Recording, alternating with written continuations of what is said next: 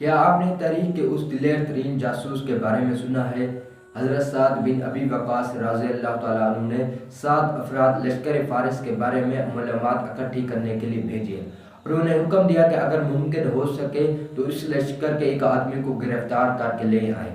یہ 7 آدمی ابھی نکلے ہی تھے کہ اچانک انہوں نے دشمن کے لشکر کو سامنے پایا، جبکہ ان کا گمان یہ تھا کہ لشکر ابھی دور ہے۔ انہوں نے آپس میں مشورہ کر کے واپس پلٹنے کا فیصلہ کیا، مگر ان میں سے ایک آدمی نے امیر لشکر سعد کی جانب سے ذمہ لگائی گئی مہم کو سر انجام دیے بغیر واپس لوٹنے سے انکار کر دیا، اور یہ 6 افراد مسلمانوں کے لشکر کی جانب واپس لوٹ گئے، جبکہ یہ ہمارا نوجوان اپنی مہم کی ادائیگی کے لیے فارسیوں کے لشکر کی جانب تنہا بڑھتا چلا گیا۔ اس لشکر کے گرد ایک چکر لگایا اور اندر داخل ہونے کے لیے پانی کے نالوں کا انتخاب کیا، اور ان میں سے گزرتا ہوا فارسی لشکر کے اول دستوں تک جا پہنچا، جو کہ 40,000 لڑاکوں پر مشتمل تھے۔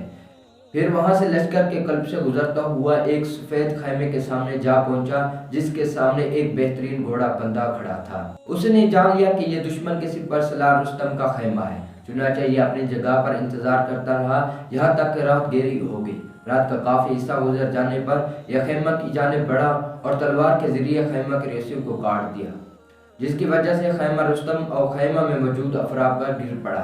گھوڑے کی رسی کاٹی اور گھوڑے پر سوار ہو کر نکل پڑے۔ اس سے ان کا مقصد فارسیوں کی تہذیب اور ان کے دلوں میں رعب پیدا کرنا تھا۔ گھوڑے کو لے کر جب فرار ہوا تو گھڑ سوار دستے نے ان کا پیچھا کیا۔ یہ دستہ قریب آتا تو یہ گھوڑے کو ایڑ لگا دیتا، اور جب دور ہو جاتا تو اپنے رفتار کم کر لیتا تاکہ وہ ان کے ساتھ آ ملے، کیونکہ وہ چاہتے تھے ان میں سے ایک کو دھوکے سے کھینچ کر سعد رضی اللہ تعالیٰ عنہ کے پاس ان کے حکم کے مطابق لے جائے۔ چنانچہ 3 سواروں کے علاوہ کوئی بھی ان کا پیچھا نہ کر سکا۔ انہوں نے ان میں سے 2 کو قتل کیا اور تیسرے کو گرفتار کر لیا۔ یہ سب کچھ تنہا انجام دیا۔ قیدی کو پکڑا، نیزہ اس کی پیٹھ کے ساتھ لگایا اور اسے اپنے آگے ہانکتے ہوئے مسلمانوں کے لشکر میں جا پہنچا۔ سعد بن ابی وقاص رضی اللہ تعالیٰ عنہ کی خدمت میں پیش کیا۔ فارسی کہنے لگا، مجھے جان کی امان دو، میں تم سے سچ بولوں گا۔ سعد رضی اللہ تعالیٰ عنہ کہنے لگے، تجھے امان دی جاتی ہے اور ہم وعدے کی پاسداری کرنے والی قوم ہیں، لیکن شرط یہ ہے کہ ہمارے ساتھ جھوٹ مت بولنا۔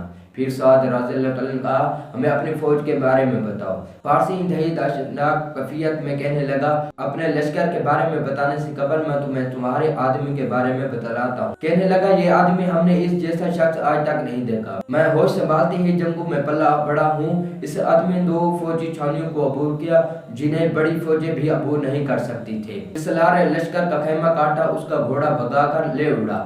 گھڑسوار دستے نے اس کا پیچھا کیا، جن میں سے محض 3 ہی اس کی گرد کو پار سکے۔ ان میں سے ایک مارا گیا جسے ہم 1000 کے برابر سمجھتے تھے، پھر دوسرا مارا گیا جو ہمارے نزدیک 1000 افراد کے برابر تھا۔ دونوں میرے چچا کے بیٹے تھے۔ میں نے اس کا پیچھا جاری رکھا اور دونوں مقتولین کے انتقام کی آگ سے میرا سینہ دلک رہا تھا۔ میرے علم میں فارس کا کوئی ایسا شخص نہیں جو قوت میں میرا مقابلہ کر سکے، اور جب میں اس سے ٹکرایا تو موت کو اپنے سر پر منڈلاتا پایا۔ چنانچہ میں نے امان طلب کر کے قیدی بننا قبول کر لیا۔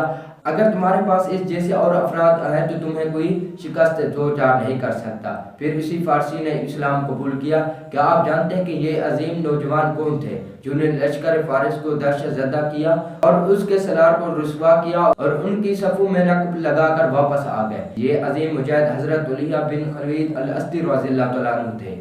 یہ غازی، یہ تیرے پر اسرار بندے جنہیں تو نے بخشا ہے ذوق خدائی، 2 نیم ان کی ٹھوکر سے صحرا و دریا، سمٹ کر پہاڑ ان کی ہیبت سے رئی، 2 عالم سے کرتی ہے بیگانہ دل کو، عجب چیز ہے لذت آشنائی، شہادت مطلوب مقصود مومن، نہ مال غنیمت نہ کوئی شر کو شے۔ اگر ویڈیو اچھی لگی ہو تو اپنے دوستوں کے ساتھ ضرور شیئر کریں۔